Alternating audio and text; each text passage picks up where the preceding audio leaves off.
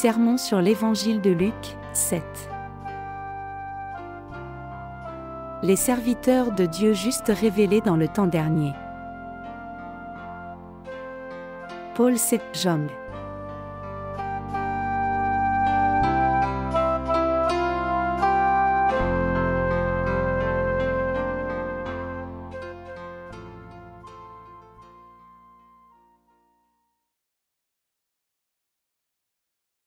Nous devrions être conscients du roi de tous les rois et lui être loyaux. Luc 19, 12-27. Il dit donc, un homme de haute naissance s'en alla dans un pays lointain, pour se faire investir de l'autorité royale, et revenir ensuite. Il appela 10 de ses serviteurs, leur donna 10 mines, et leur dit, faites-les valoir jusqu'à ce que je revienne. Mais ses concitoyens le haïssaient, et ils envoyèrent une ambassade après lui, pour dire, nous ne voulons pas que cet homme règne sur nous. Lorsqu'il fut de retour, après avoir été investi de l'autorité royale, il fit appeler auprès de lui les serviteurs auxquels il avait donné l'argent, afin de connaître comment chacun l'avait fait valoir. Le premier vint, et dit, Seigneur, ta mine a rapporté 10 mines. Il lui dit, c'est bien, bon serviteur, parce que tu as été fidèle en peu de choses, reçois le gouvernement de 10 villes. Le second vint, et dit, Seigneur, ta mine a produit 5 mines. Il lui dit, toi aussi, sois établi sur 5 villes. Un autre vint, et dit, Seigneur, voici ta mine, que j'ai gardée dans un linge, car j'avais peur de toi, parce que tu es un homme sévère, tu prends ce que tu n'as pas déposé, et tu moissonnes ce que tu n'as pas semé. Il lui dit, je te juge sur tes paroles, méchant serviteur, tu savais que je suis un homme sévère, prenant ce que je n'ai pas déposé, et moissonnant ce que je n'ai pas semé, pourquoi donc n'as-tu pas mis mon argent dans une banque, afin qu'à mon retour je le retirasse avec un intérêt? Puis il dit à ceux qui étaient là, ôtez-lui la mine, et donnez-la à celui qui a les 10 mines. Ils lui dirent, Seigneur, il a 10 mines. Je vous le dis, on donnera à celui qui a, mais à celui qui n'a pas on ôtera même ce qu'il a. Au reste, amenez ici mes ennemis, qui n'ont pas voulu que je régnasse sur eux, et tuez-les en ma présence. Avec quelle attitude devrions-nous servir le Seigneur? Le Seigneur est venu sur cette terre et a sauvé du péché ceux qui sont comme des enfants. Alors que signifie le fait qu'il ait sauvé ceux qui sont comme des enfants? Cela signifie que Dieu a sauvé ceux qui ont simplement cru et suivi ce que le Seigneur a dit sans aucun doute. Ceux qui croient en Dieu de tout cœur n'ont pas de désir mondain. Puisqu'ils n'ont pas d'attachement au monde, ils pensent ainsi, qu'est-ce que la vie? Que suis-je? D'où suis-je venu et où vais-je? Pourquoi suis-je en vie? Est-ce que je vis pour manger? Et est-ce que je mange pour vivre? La vie que je vois de la naissance jusqu'à la mort est comme l'aurore au matin, comme la rosée du matin qui disparaît rapidement. La vie semble si insignifiante. Les choses qui sont dans ce monde sont insignifiantes. Comme l'a dit l'auteur du livre de l'Ecclésiaste, vanité des vanités, tout est vanité, Ecclésiaste 1h2. Quand nous avons compris la vanité de la vie et écarté tous nos désirs charnels, nous pouvons avoir un cœur d'enfant. Nous sommes sauvés en croyant que Jésus le Fils de Dieu est venu sur la terre, a porté nos péchés, est mort à la croix pour éradiquer tous les péchés du monde. Il est ressuscité des morts et monté au ciel après avoir accompli toute justice. Le Seigneur est maintenant assis à la droite du Père céleste, et il se prépare à revenir comme roi et juge. Selon le passage des Écritures d'aujourd'hui, Dieu a assigné son œuvre à ceux qui ont reçu la rémission des péchés en croyant en l'évangile de l'eau et de l'esprit. Quand il reviendra et évaluera notre travail, certaines personnes seront récompensées pour leur travail mais d'autres ne le seront pas. Découvrons ce que Dieu nous dit à ce sujet. Luc 19h12 et 19h13 disent, il dit donc, un homme de haute naissance s'en alla dans un pays lointain, pour se faire investir de l'autorité royale, et revenir ensuite. Il appela 10 de ses serviteurs, leur donna 10 mines, et leur dit, faites-les valoir jusqu'à ce que je revienne. Le noble qui allait recevoir le royaume désigne notre Seigneur Jésus-Christ. Quand Jésus est venu sur la terre, il est venu en tant qu'être humain, non en tant que roi. Même s'il est le Dieu Tout-Puissant, il a revêtu la chair humaine pour sauver les êtres humains du péché. Il est venu en tant que serviteur, sauveur, et propitiation. Il n'est pas venu comme juge au commencement. Le Seigneur a dit, car le Fils de l'homme est venu, non pour être servi, mais pour servir et donner sa vie comme la rançon de plusieurs. Marc 10h45. Le Seigneur a fait exactement ce qu'il a dit, il a enlevé tous les péchés des êtres humains par l'eau et le sang, puis est parti pour le ciel pour recevoir le royaume de Dieu le Père et revenir dans ce monde. Quand il est parti, il a donné à chacun de ses serviteurs une mine. Et il leur a dit de faire des affaires avec. Quelle autre chose dit le passage d'aujourd'hui ? Parmi son peuple, certains ont dit, « Nous ne voulons pas que cet homme règne sur nous. » Qu'est-ce que cela signifie ? Tous les gens qui sont nés de nouveau ne veulent pas servir Jésus comme leur vrai roi. En d'autres termes, parmi ceux qui ont reçu la rémission des péchés, certains veulent suivre et obéir à Jésus comme leur roi et Dieu, confiant en la justice de Jésus-Christ, mais il y a des gens dont ce n'est pas le cas. Même s'il est évident que Jésus-Christ est le roi de tous ceux qui ont reçu le salut, il y a toujours des gens qui ne le pensent pas.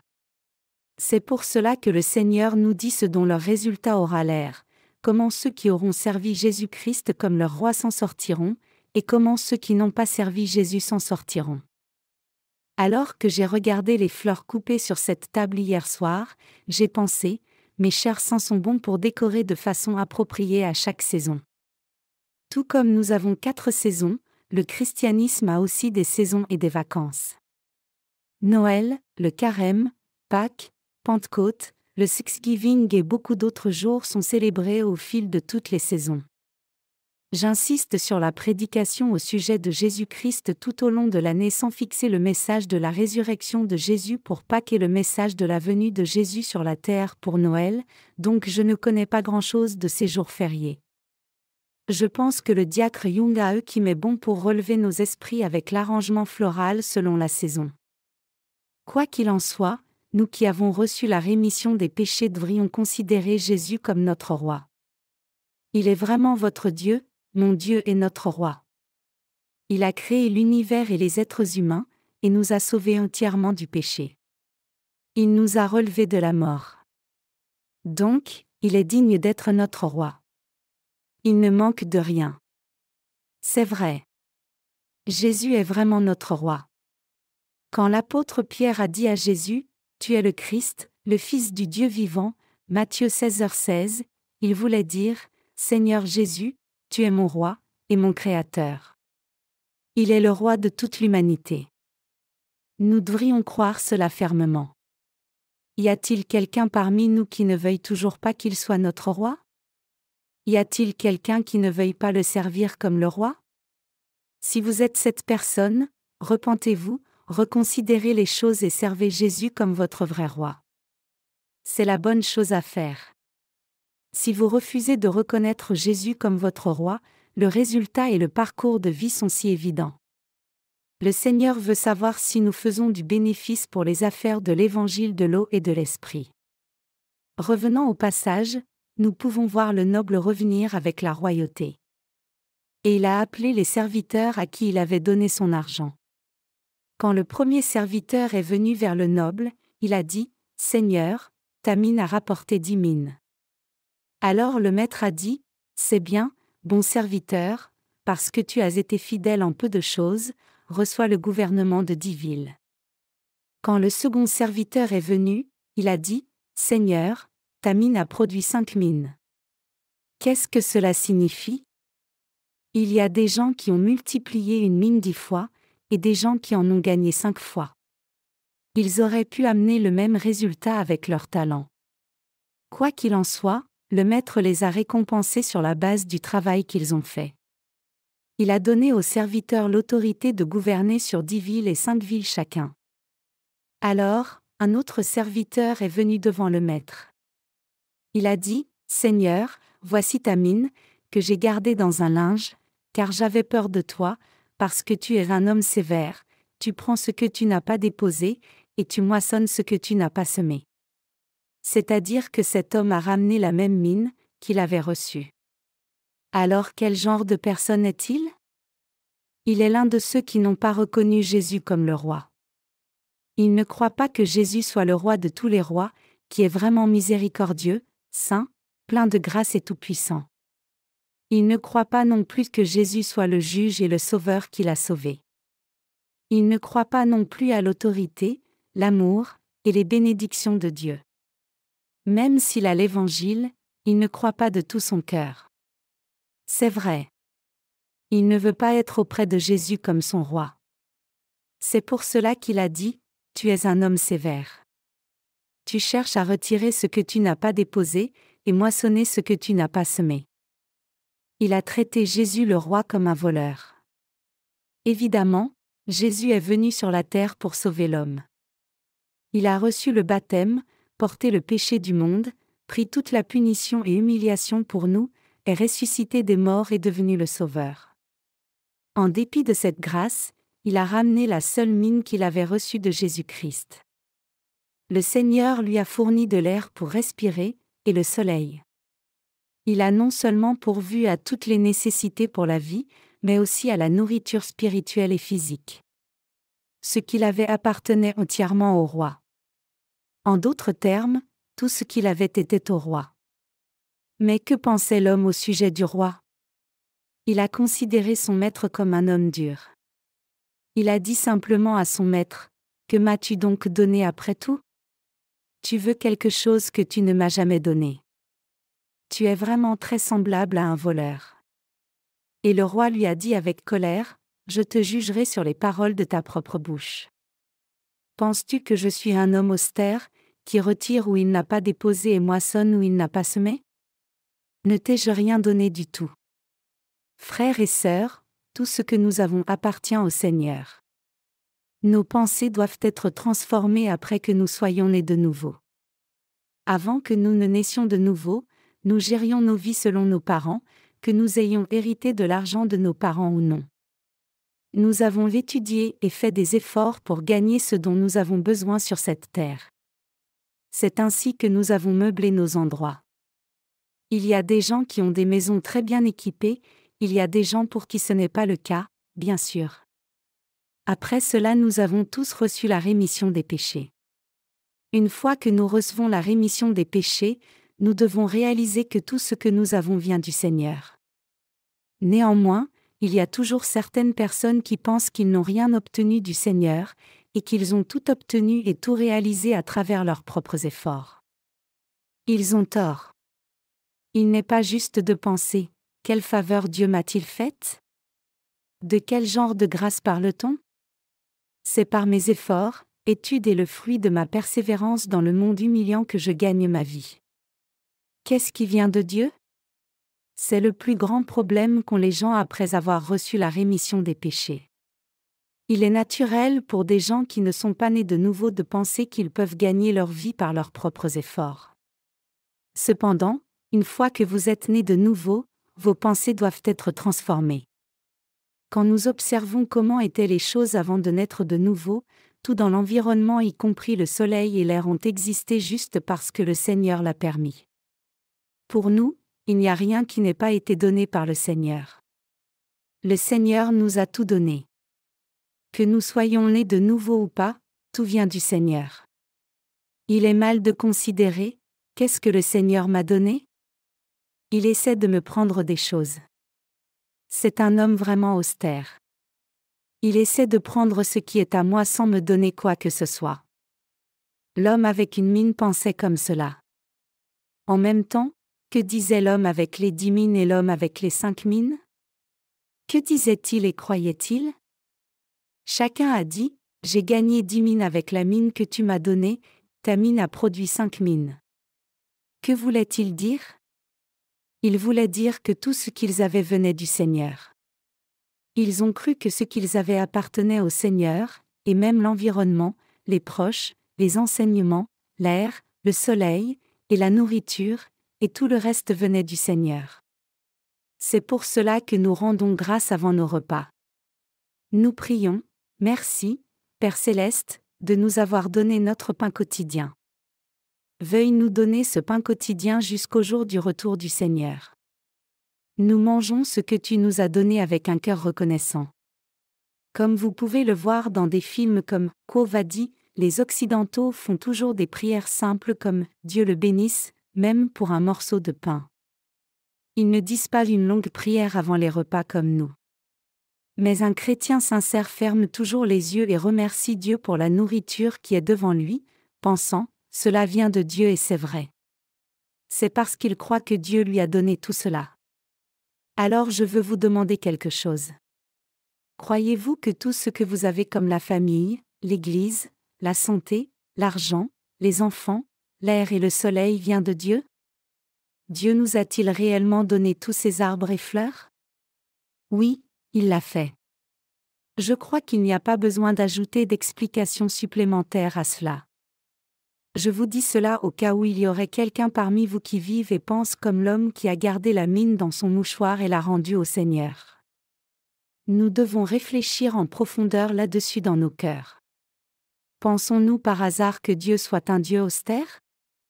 Pensons-nous que Jésus soit dur envers nous? Le considérons-nous comme celui qui nous demande seulement des choses? Nous devons veiller sur nous-mêmes. Vérifions nos pensées pour voir si nous avons de faux concepts sur ce que nous avons comme « cela ne vient pas du Seigneur, mais c'est ce que j'ai obtenu par mes efforts ». Ne faisons pas la même erreur en pensant que Jésus soit austère. Nous devrions être comme ceux qui ont fait du bénéfice avec une mine qu'ils ont reçue en disant « J'ai gagné 10 mines avec la capacité, talent, que tu m'as donné. » Ou nous devrions penser « Tu m'as donné une mine, la capacité de faire des affaires, donc j'en ai gagné 5. » Je prie sincèrement que nous devenions de tels serviteurs bons et fidèles et bénis avec 5 villes et plus. J'espère et prie que vous deveniez les saints qui croient que tout vient de Dieu, et qui font davantage d'offrandes à Dieu et rendent davantage gloire à Dieu. Vraiment, Dieu nous a donné plus que nous ne pouvons imaginer, et il ne cesse jamais de donner. Si nous faisons des affaires fidèlement, faisons du bénéfice et servons le Seigneur avec le bénéfice, Dieu nous donnera davantage. Il le fait pour que nous le servions encore mieux. Je veux que vous croyiez à travers ce message que tout ce que vous avez, y compris votre vie, est au Seigneur. Nous devons tous avec la foi correcte en cela. Y a-t-il quelqu'un qui planifie d'amener une mine du salut au Seigneur après l'avoir gardée dans un mouchoir quand le Seigneur reviendra? Il ne doit y avoir personne avec une telle foi pathétique et faible. Les autres serviteurs ont gagné 10 et 5 mines chacun d'ici que le maître ne soit revenu. Ils ont aussi remercié le maître, « Tu m'as donné pleinement. J'ai pu gagner autant grâce aux nombreux talents que tu m'as donnés. J'ai mené une vie confortable avec ces talents. Merci, maître. » Nous devrions être en mesure de plaire à Dieu avec une telle foi. Nous devrions professer, « Le Seigneur est miséricordieux, plein de grâce, tout-puissant et aimant. Il est le Dieu du salut, qui nous a donné des talents, le Dieu de la vérité et le Dieu de grandeur. Il est le roi de tous les rois et le vrai roi pour nous. Ainsi, nous devons authentiquement admirer le Seigneur et l'aimer comme il nous aime. Alors que nous servons Dieu avec ce qui nous est donné, nous devons penser « J'ai vécu une telle vie abondante grâce à tes bénédictions, non à cause de mes efforts seuls. » Ayons une telle foi pour que nous puissions recevoir davantage du Seigneur, et recevoir ses louanges pendant notre vie. Nous devons vivre par la foi correcte. J'espère qu'il n'y a personne ici qui se méprenne sur Dieu et cette Église même après avoir reçu la rémission des péchés. J'ai prêché sur le passage des Écritures d'aujourd'hui si souvent. Ce que je veux souligner aujourd'hui, c'est que nous devrions graver la parole de Dieu sur nos cœurs. Sans une telle attitude, nous ne sommes pas différents de l'homme qui a dit « Nous ne voulons pas que cet homme règne sur nous. » Nous serons comme l'homme qui a gardé la mine et l'a rendue au maître. Maintenant, regardons la fin de ce serviteur déloyal. Il est écrit en Luc 19, 26-27, « Je vous le dis, on donnera à celui qui a, mais à celui qui n'a pas on ôtera même ce qu'il a. Au reste, amenez ici mes ennemis, qui n'ont pas voulu que je régnasse sur eux, et tuez-les en ma présence. » C'est le résultat final de ceux qui ne veulent pas servir Jésus-Christ comme leur roi. Ils n'éviteront pas cette conséquence. Il disait cela à tous ceux qui ont l'Évangile. Il dit à tous ceux qui sont nés de nouveau de faire des affaires avec l'Évangile. Le Seigneur dit à ceux qui ne veulent pas faire d'affaires avec l'Évangile, « Amenez-moi ces ennemis, qui n'ont pas voulu que je règne sur eux, et tuez-les devant moi. » Ceux qui ne veulent pas servir Jésus comme leur roi sont vraiment ennemis de Jésus. Ceux qui ne veulent pas suivre le Seigneur après avoir reçu la rémission des péchés, et disent plutôt, « Seigneur, sois mon tremplin pour que j'arrive au succès. Sois mon socle », sont semblables au serviteur déloyal qui a amené la seule mine telle qu'elle. Malheureusement, il y a beaucoup de gens qui pensent comme cela même après que leurs péchés aient été remis par le Seigneur. Ils ont reçu la rémission des péchés. Ils ont compris l'évangile du Seigneur et l'ont accepté. Ils y ont cru. Néanmoins, ils n'ont pas voulu que Jésus soit leur roi. Ils essaient de faire les choses à leur propre façon.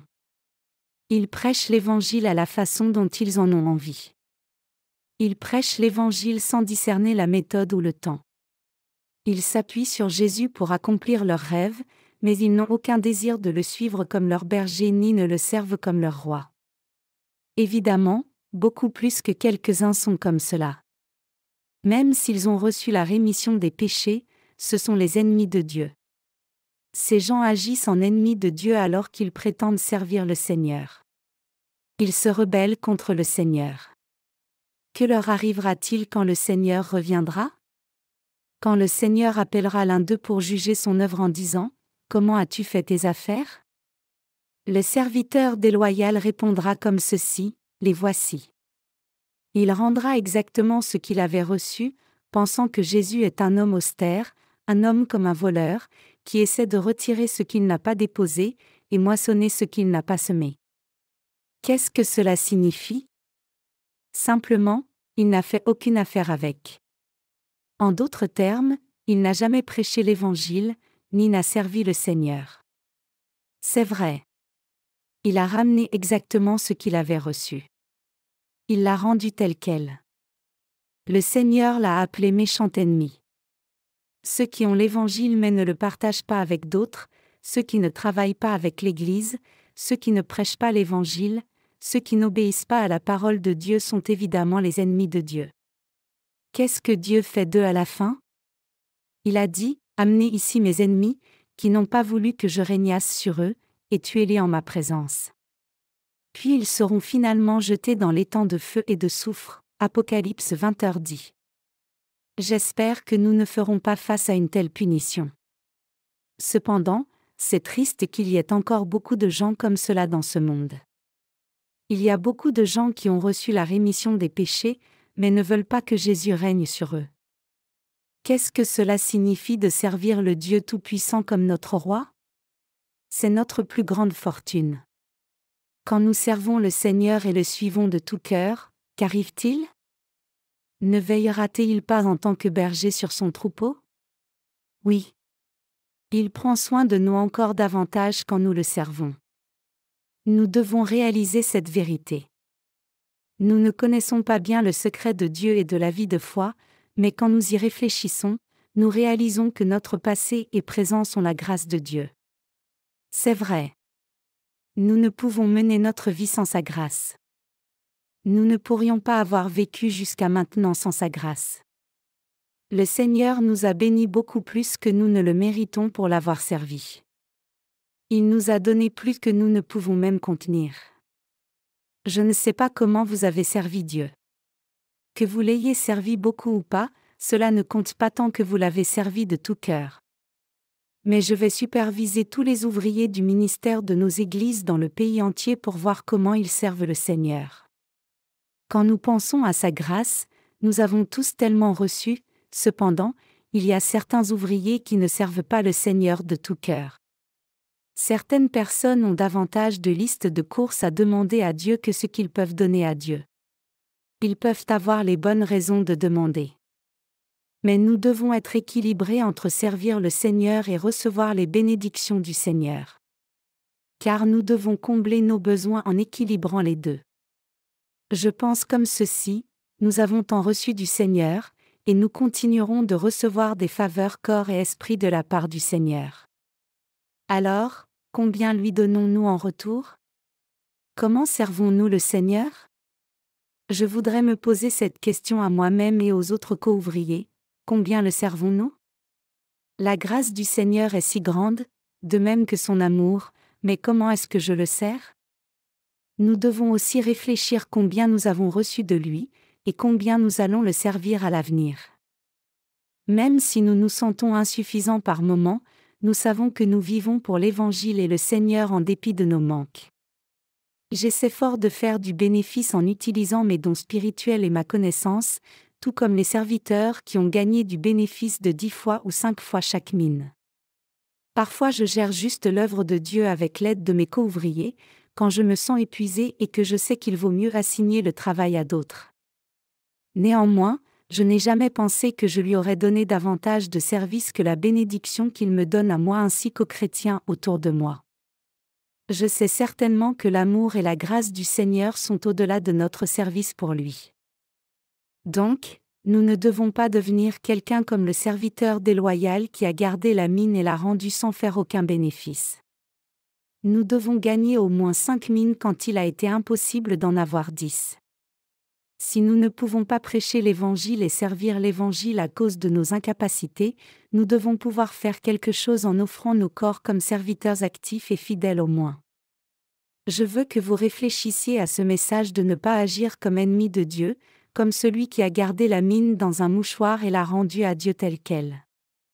Je ne veux vraiment pas qu'un de nos saints ou ouvriers du ministère ne finisse comme cet homme. Si vous avez reçu la rémission des péchés, faites-le asseoir sur le trône de votre cœur et servez-le comme votre roi. Considérez-le comme votre vrai roi, et croyez qu'il est de loin meilleur d'avoir un roi que de ne pas en avoir. Nous devons avoir confiance dans le fait que notre roi nous protégera, nous montrera de la faveur quand nous nous sentirons seuls, ou quand nous serons dans des problèmes. Tu me sers davantage que je ne te sers. Même si ce n'était pas le cas, tu es certainement mon roi et mon maître. J'espère que vous serviez tout le Seigneur comme votre roi de la sorte. Voulez-vous également cela? Comment pouvons-nous garantir que nous ne serons pas comme l'homme qui a rendu une seule mine? Cependant, je crois que nous ne vivrons pas en ennemis de Dieu quand nous comprenons vraiment sa grâce, quand nous savons que le Seigneur nous a sauvés, nous a montré sa grâce dans chaque partie de nos vies et qu'il nous aide et nous bénit. Je crois fermement cela. Même si nous avons tous des faiblesses, j'espère que nous pourrons tous plaire à notre Maître en gagnant 10 ou 5 mines. Je prie que nous recevions l'autorité de gouverner 10 ou 5 villes après avoir servi le Seigneur fidèlement. J'espère que vous recevrez tous une telle bénédiction. Quand nous servons la justice du Seigneur, le service n'est pas la fin. Ceux qui servent réellement le Seigneur fidèlement recevront les bénédictions en conséquence. Le Dieu vivant est vraiment le roi de nous tous. Il est le roi pour vous et moi. Je prie sincèrement que nous recevions tous des bénédictions abondantes dans tout le travail que nous faisons pour lui. Je prie que vous soyez tous aidés et bénis par Dieu. Je crois que nos maisons et notre Église seront bénies avec cette foi. Je prie que Dieu nous donne de telles bénédictions.